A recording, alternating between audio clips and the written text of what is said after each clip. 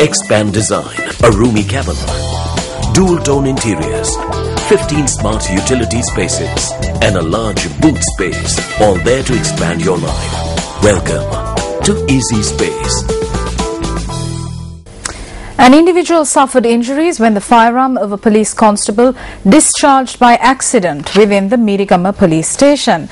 Police media spokesperson SSP Ajit Rohana noted that the incident had taken place when the constable was checking the weapon's ammunition.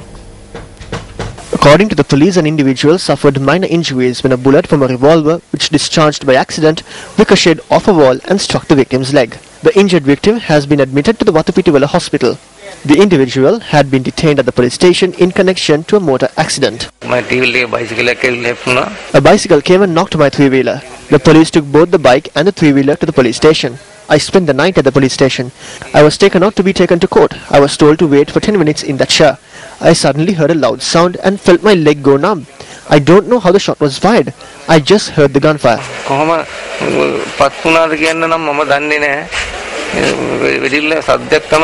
Investigations into the incident are continuing.